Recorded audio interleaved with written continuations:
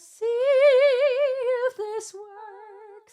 Yes, it works. Okay, otherwise, I'm having an echo. Hello, everyone. Welcome to today's live stream, which is very impromptu. Hope you're having an amazing Thursday. I just wanted to talk to you a little bit about the truth. I get this a lot. I get a lot of messages from people who are very passionate about music and singing, and they just love it. But then they say, well, oh, but I'm already so old, or maybe I'm just not good enough, and I struggle. Maybe I'll never learn it. I'm very discouraged. And I just wanted to pose the question, can anyone learn how to sing opera? Because opera isn't anything that you could just let me just casually try it. It is something that does require quite a bit of training and accuracy and kind of a really high level of vocal skill in order to actually sound good. And let's talk about it a little bit. Before we talk about it, I wanted to remind you again, I have started a brand new YouTube channel only like a couple weeks ago. And when you go to YouTube, you go to youtube.com/@FreyaCaseyOpera. You can subscribe to that channel. And if you are someone who's interested in not just opera, but any classical singing, whether it's oratorio, sacred music, art song, operatic, all periods, anything from Baroque to contemporary, subscribe. Make sure you go over there because that's where that's where all the videos and all the content, all the lessons and warm-ups, and we're going to talk about it all, about classical style singing is going to go. It doesn't matter whether you're a soprano or an alto or a bass or a baritone or a tenor, anything in between, mezzo. You can go there because a lot of this is relevant. We'll talk about support and breath and accuracy and pitch control and subglottal compression, squillo, all the things. So subscribe to that YouTube channel if you are interested in anything classical singing. And by the way, classical singing, I think the technique that you learn there is very relevant also for any kind of singing. It doesn't matter what you do. I'm just trying to watch the comments here a little bit. Let's see. Can I see the comments here? Let me open the chat box. Yay! I will ask some of your questions in just a few minutes. And I wanted to tell you also, I'm going to tell you about my upcoming opera class, my 1 month of opera class, which is intense, and you're going to get personal one-on-one coaching with me. But first, let me answer this question. So here's the thing.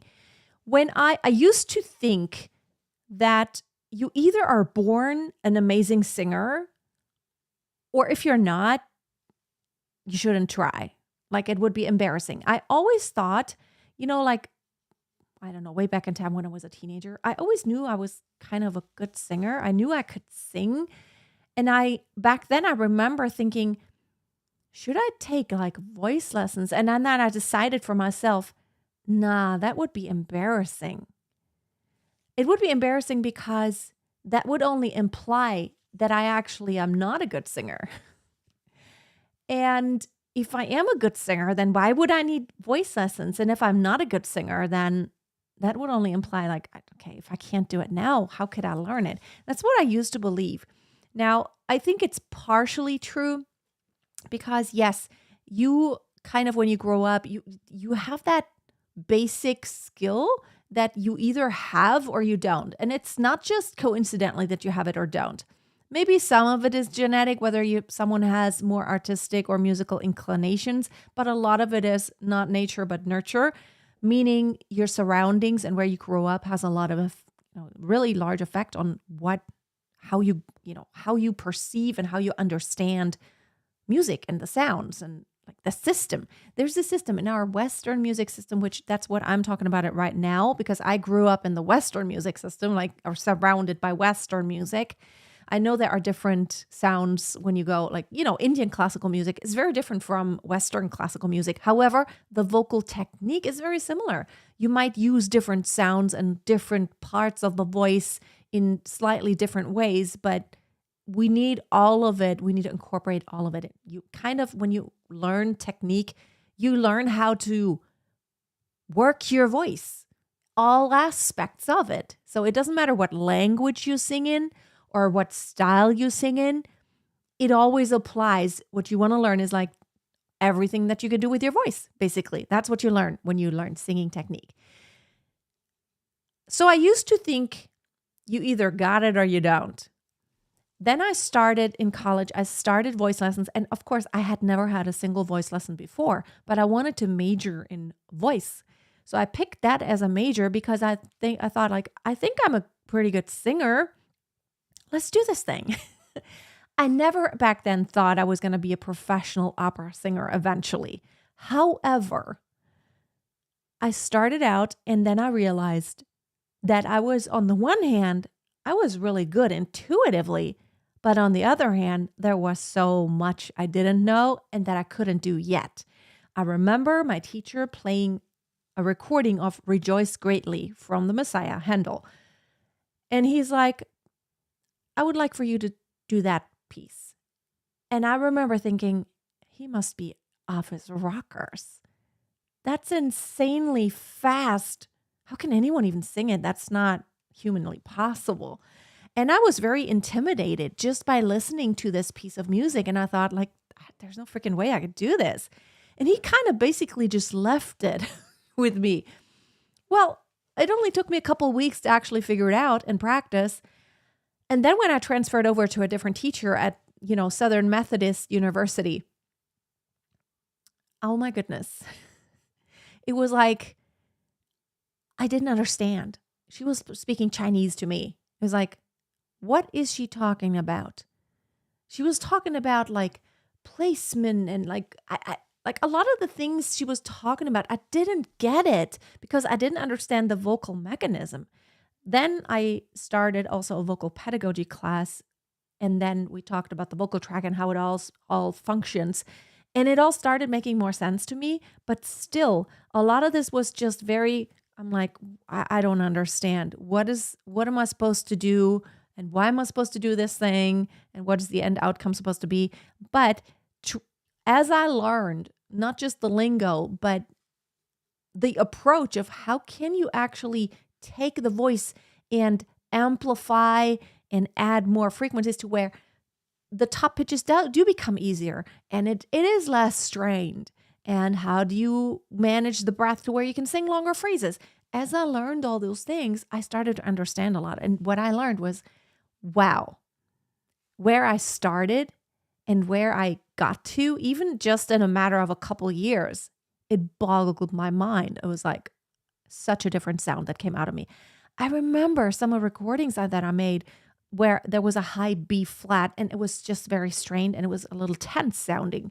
Didn't sound really like, all spin and all squillo and all resonance. It was hard. And then I would come to the point where I would sing high Ds, like D6s. And I remember that, it even sounded good. And D sharps, or E flat, whatever you want to say. It actually sounded good. And I learned how to sing high pitches and not push. And they sounded actually nice. So I came a long ways. Now, of course, I have also worked with students who were like absolute beginners. I personally was never at the point where I said was like, I'm a complete beginner. I always had a really good level naturally, but I have worked with a lot of students who were like complete beginners. And also their background was that they didn't have that level of skill yet. But what I've experienced over and over and over again, it might take time and it might take a lot of effort and intentional practice and approach and strategy. But I watched every single one of my students advance and get a lot better. Now, how far you can go and how much better you can go, it depends on a lot of factors. Are you intentional about the way you practice and what you do? Or do you just randomly sing through musical pieces, which that isn't really probably going to yield in a lot of progress unless you are one of these people who just naturally know how to do it. Which there are a lot of pop singers nowadays who naturally kind of have a lot of talent. But then when they start singing a lot and they don't have that technical foundation, they really hurt their voice. and then they run into problems eventually. But my answer is yes, anyone can learn even to sing opera. It's not going to sound completely amazing right off the bat. If you don't have that basic level of skill, it's not going to be amazing then like a month later. It's not going to be sounding like whoever you want to like Anna Netrebko. You're not going to sound like that probably. However, there's always progress. And that's really what it's all about. It's about the journey. It's never about just the end result. Even as an artist who sounds amazing, you always develop, you continue working, and your voice continues to change all the time, and your approach changes, and you learn things. Things become easier, and artistically, you grow so much, which then also has an effect on your technique. So I want to just encourage you, if you feel like, yeah, I really love opera, but it's beautiful music, but it sounds unachievable, unattainable. It's like, I could never sing like that. I want to encourage you that you can. But if you've already decided you can't, it's not very likely that you will improve a lot. But if you have decided, I'm going to go on this journey and I'm just going to start learning things. How does my voice work? What's actually happening? Like, how does that work with a breath? And why am I running out of air so quickly? What's actually happening that's preventing me from singing that longer phrase? Why do I keep running out of air? And why is it that I can't sing higher than this pitch? What's actually physically happening, and what would have to happen for me to sing that pitch to where it's not a struggle and it doesn't hurt me? It is possible. I always tell myself, like really about anything else in my life, if anyone else has ever done it, there's no reason why I shouldn't, as long as it's basically physically possible for my body to do something, whether it is anything that has to do with, doing something athletic. I could run a marathon. I haven't run a marathon. It's not anything I aspire to, but if anyone else has done it, I could do it. Anything anyone else has done, I could do. And I strongly believe that. It's really only up to you. But you have to change your mindset. You have to believe, and then you have to come up with a strategy. Mindset and strategy. Those are the two elements that are actually going to help you reach any goal you want to reach. So you got to get into the mindset to believe in what it is that you want, to not put yourself down. Imposter syndrome, we know what it feels like. We have doubts. Some of us may be perfectionists, and then we put ourselves down. So you have to address your mindset. You also have to have an actual strategy. How am I going to get there? It's like this in business. It's like this in like financial matters. It's like that with singing. It's like that with anything else in life. You have to have the mindset, and then you have to have the actual strategy in place, because the mindset alone isn't going to help you. You can believe all the things and visualize all the things, but you can just sit there and expect it to happen. It's just not magically going to happen. You're going to have to put in some work, and you're going to have to take steps and do certain things. And my friend, I want to help you do that. In my upcoming class, 1 month of opera, that's exactly what I help you do. I'll take you the next step. I'll help you take the next step. It's just the next step, right? For an entire month, I'm going to give you one-on-one feedback. We don't have to be in the same time zone, because we're going to use a video messenger app. So basically, it's really cool because I have my phone with me all the time. It's on your phone. You have connection to me, and then you can send me your video messages, and I will give you personal feedback. And I'm going to help you identify why things don't work, how to fix it, and how to get to that next step. How do I get to that next level? I'm not going to promise you're going to become the next professional opera singer next month. That's not what's going to happen. But what is going to happen is I'm going to help you get into the right mindset and have the right strategy. In this case, strategy is fixing all the things that hold you back from singing more freely and more with better sound. So, whether it's your breathing technique that needs addressing, your support mechanism, maybe your placement, maybe you sound nasal, the vowels, the consonants, the connection, the legato line, the staccato even. How do I approach that? You're Italian, you're German. I'm German native, so if you want to sing a German aria or art song, German. Whether it's German or English or Italian or French. Yes, I don't speak fluent French, but I know how to sing in French. As an opera singer professionally, you learn diction for all those languages that you have to sing in, because you have to sing entire French operas and entire Italian operas, which I've all done. So, yes. Okay. Check out my upcoming opera class. We start on Monday. Okay. So it's masteryourvoice.tv/opera class. And I would love to see you on the inside. Now, this is a personal attention kind of thing. I do give you one-on-one feedback. It's not just a class where you're just in a group and you're watching a bunch of videos.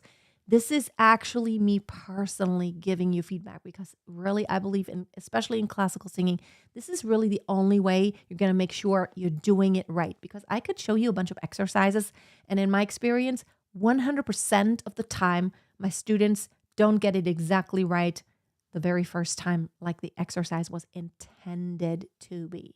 Okay? So, let me read some of your comments.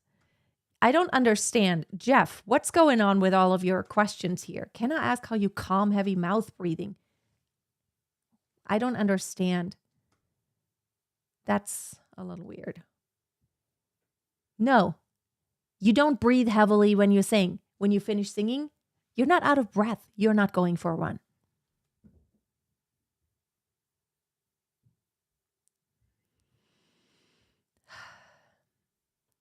You know what? The first step, the definition of good singer. I get a lot of messages, please help me be a good singer.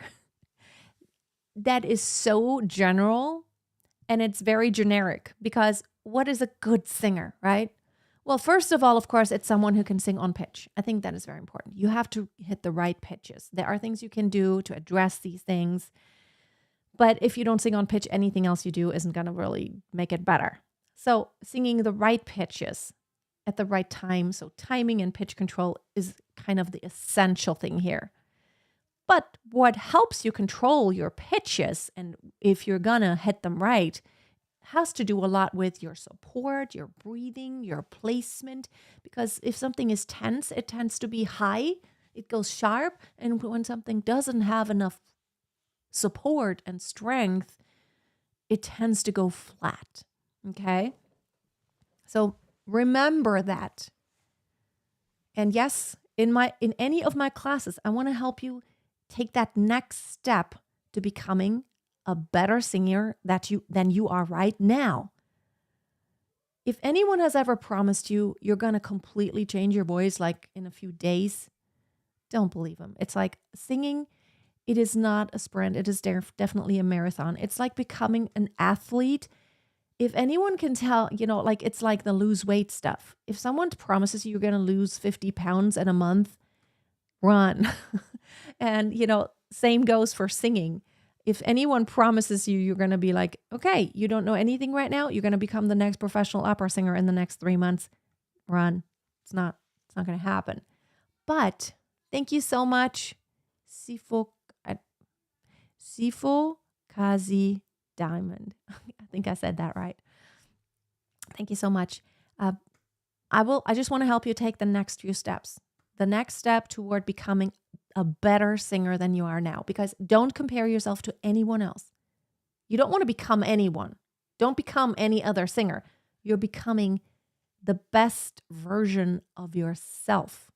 In this case, in regards to singing, I want to help you become the best version of yourself as a singer.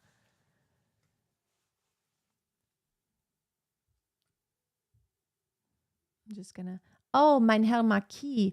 Oh, are you singing it in English or in German? Because there is an English version. Mein Herr Marquis, ein Mann wie Sie, sollt besser das verstehen. Darum rate ich, ja genauer sich, die Leute anzusehen. That's the German version. Oh my goodness, my microphone was way amped up. Sorry about that. I probably just now got a bit softer, but I just realized that it was way up there. My kids yesterday came, the little ones. I have 2-year-old twins, in case anyone doesn't know. It's a big part of who I am right now. But they came in the room here and they just did all kinds of stuff with my mixer there.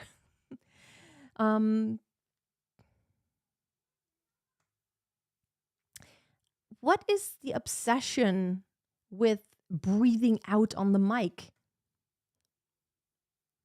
Okay, let me address this. Especially in pop singing. Here's what happens when we speak. Air flows in and out naturally, right? So when I speak right now, I'm very calm, not being very emotional. I'm just very, just talking about something casually here.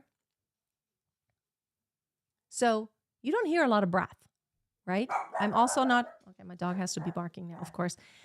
You don't hear a lot of breathing, right? Well, you do sometimes. It's like, you hear some breathing. This is part of being a human being. You just hear breathing, right? Someone's coming in the door. So in pop singing, mostly, sometimes you want to kind of express more emotion. My camera has a problem focusing today. You want to express more emotion. So here's what you do. When you say, I hate you, it doesn't come across as very convincing, right? But what if you go, I hate you, right? When you're upset, you use your breath to signal that. It's like, oh, man, right? Your breath is part of expressing your emotions. So in pop music, a lot of time you have this, okay, and I'm not going to go into that because this is a little weird because you're like very, okay, the breath helps express the emotion. And so, yes, a lot of times there will be an outward breath when there's a little break or at the middle of the phrase or at the end of the phrase when there's a little lift. After the concert backstage, what do? I have never experienced, I've sung for 30 years on stage. I have never experienced that I'm done singing. I'm like, that doesn't happen. You're done and then you breathe normal. Well, except like I had this one production of Hansel and Gretel and I sang Gretel. And while we were singing, we had to run around on stage, like up on a mountain and down. It was literally a 20-meter tall mountain. And we had to okay, no. Okay, you sent me a link to the video where someone backstage is breathing heavily. And it's not because of singing. Maybe it's because they danced and they ran around on stage, which is normal. After I get through working out, when I take a run and I sprint, I breathe a little bit heavy. Yes, when you run around.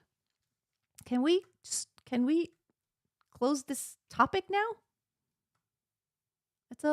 Sorry, it does come across a little weird because you're typing everything in all caps and you're talking about heavy breathing.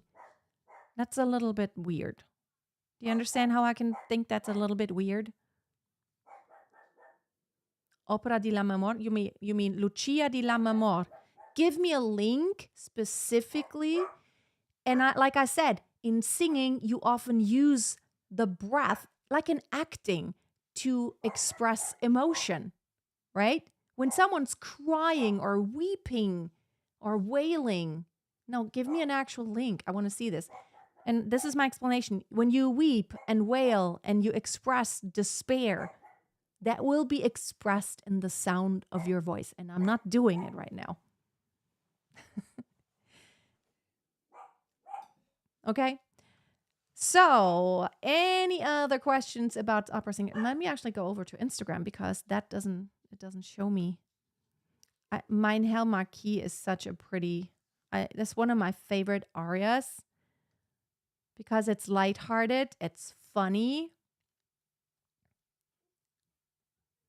it's a really nice piece of music, and as a soprano, you always want to showcase your good high pitches, and it has the high D at the end. Both arias from Adele have the high D at the end, which is fun.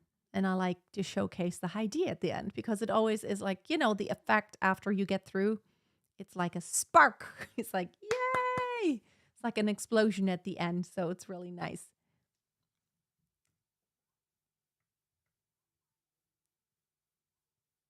Yeah, can you just not type in all caps? That comes across as you're yelling this all. Okay, I'm going to look at this after I get off here, okay? PBS Live at the Met, Lucia di Lammermoor. Are you actually interested in opera singing? I don't understand. This is a long opera, okay? Where in the opera? No, it's not a secret in the music industry. I just said that. It's not a secret. Listen to every singer. I mean, we're human beings, so we have to breathe, right? And our breathing is not detached from emotion or from physical movement. So when there's a lot of physical movement and exhaustion, yes, we breathe. We breathe, right? Breathing pattern changes. It speeds up. We breathe more deeply, but I'm not doing it.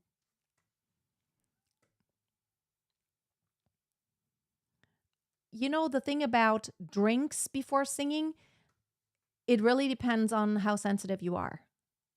For me personally, thank you, Jeff, for turning off your caps. For me personally, it doesn't bother me at all. I could drink orange juice and acidy stuff and dairy right before I sing an opera aria and even have to go to the high D and higher. It doesn't bother me. I remember I had a concert once where I had to sing the high E, like the E6. And as my hair was being fixed and updone, she was doing my hair and I was eating spicy food. And then I was thinking, oh, is that actually good? I'm eating this very spicy Thai food. It didn't bother at all. It didn't hurt. It didn't hurt the performance. And so I hit that high E and it was just fine. So it is very individual. Now there are other humans who are very sensitive toward dairy, but that isn't, that's not specific to singing. It's like if you find that something causes you phlegm, and of course in your singing, you will feel it much sooner than like when you just talk. When you just talk, it's not such a big issue. You could just clear your throat. But when you sing, you can't clear your throat while you're singing. So you have to kind of, I would always suggest that every singer is very careful. Like if you are someone who has, in the professional life, who has frequent performances, you want to make sure you're aware. Make a list, like make sure you know the safe items, like what are the safe foods and drinks for me. And water is always the safest because water creates no reaction at all. For me, ginger tea, like fresh ginger root cut up and then hot water on top, that actually helps my throat because it kind of makes it, because it has this kind of heat, it's a little spicy. And for me, that heat helps the circulation, kind of like the blood flow. And then my vocal cords they come alive. But again, you have to try that out for yourself. Yes, when you do a costume change, you might be out of breath because there might be a quick change happening. And then you might be exhausted and out of breath. How do you make your high notes not flat? That is a huge topic. So your support is really important. Your onset is really important. And staying expanded so that your support can stay activated. When you start to collapse, things tend to go flat. Also, when you don't have enough energy, your posture plays into that too. And then lastly, placement. So if you're kind of covering your sound and pulling your lip kind of over like, oh, that tends to cover. Oh, that when you brighten the tone a bit, that counteracts the going flat. Again, without hearing you, it's really hard to kind of know what your problem may be because there are a lot of different things that play into where the pitch ends up standing and sounding and resonating. I don't understand all of this. Jeff, I'm sorry. I don't do a breathing reset. What does sometimes help is when you do slow breathing. I do this sometimes, like especially for my students. Like I don't have an issue being nervous, but calming your body down and your mind.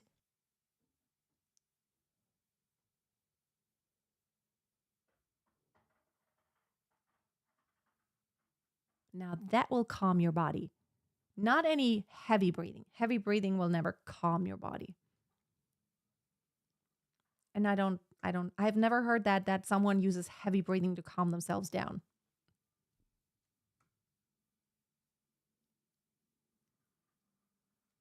I've been singing opera for the last 20 years now. Now I'm trying musical belting. Do you think it's possible to learn both technical and mentally?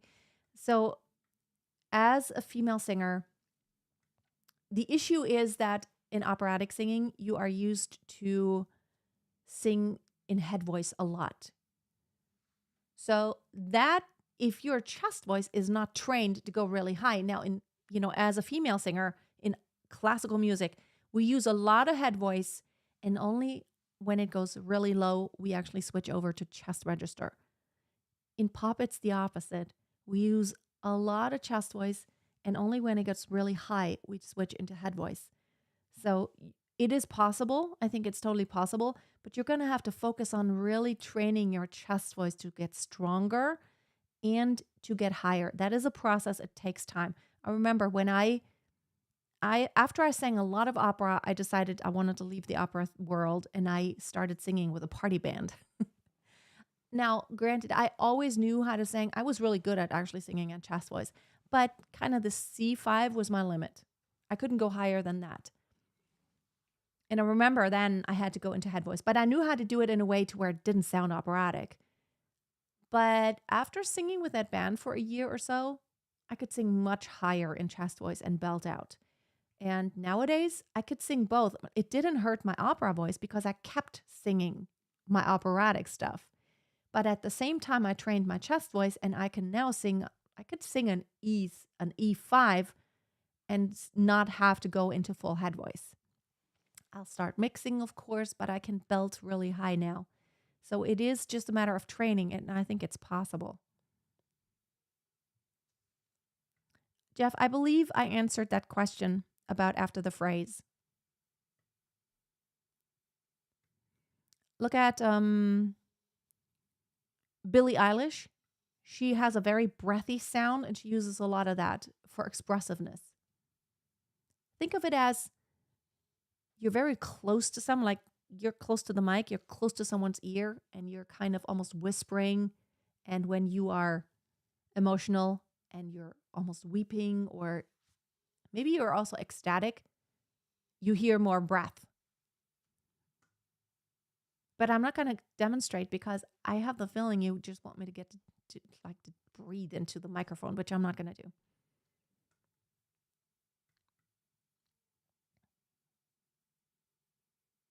Okay, Jeff, you have not understand breathing technique. You have not understood breathing technique. I have a lot of videos about breathing technique. You don't gulp, you don't gasp. It comes across as such, but if you want to have a good breath, you breathe deeply into your diaphragm. And no, we don't gasp. We can take a fast breath, which is not equal to gasping. All right, everyone. I think I'm going to wrap it up for today. Don't forget to subscribe to my opera singing channel, youtube.com/ and then at Freya Casey Opera, because that's where from now on I'm going to do a lot of warm-ups and technique talk, because I want to start separating out my YouTube channel to where I talk mainly about non-classical singing on the main channel. I do a lot of reactions there. And then on my opera channel, I talk only about classical singing, not just opera, anything, art song, classical, oratorio, anything that is classical approach. Thanks, Andy. One other exercise you can do on the side while cleaning up, for example, while taking a walk. I find that singing while walking is a little difficult because you have that walking motion. I used to always sing when I rode my horses back in time. I used to do horseback riding and I always used to sing, and that was hard because there was always kind of. But like when you're like vacuuming or doing dishes, you could do anything you want to then.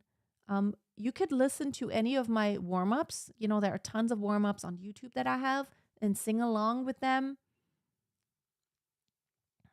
So you could do that. I sing a lot when I do cleaning and stuff, and my kids sing all the time. Like they sing all day long. They play, they sing. We ride in the car and they sing. We go to bed and we sing. we always sing.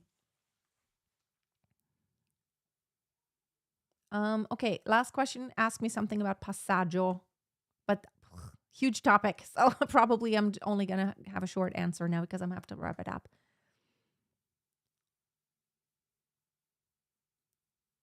When I sing through my belly, my breath finishes quickly. You can't, like, what you breathe through your mouth, the air flows through your trachea into your lungs, and your lungs expand, which also makes your belly, your ribs expand. And as you exhale, that comes back in. If you breathe into your lower belly, and kind of, you have to think of the diaphragm as a horizontal muscle, that kind of lowers, that goes out of the way. And as you exhale, as you sing the phrase, that comes up like a syringe. So don't collapse. Try to make it come up like a syringe.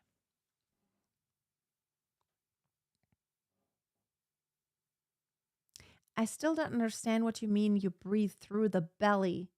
You mean into your diaphragm? Well, it could also be an issue of vocal cord closure. So when you have a lot of breathy sound, your vocal cords don't close tightly, then you lose a lot of air. And also, if your inhalation process is okay, but your exhalation process isn't because you're pushing outward too much air, you're not holding onto it, then that's a problem. And I have videos about how to not run out of air.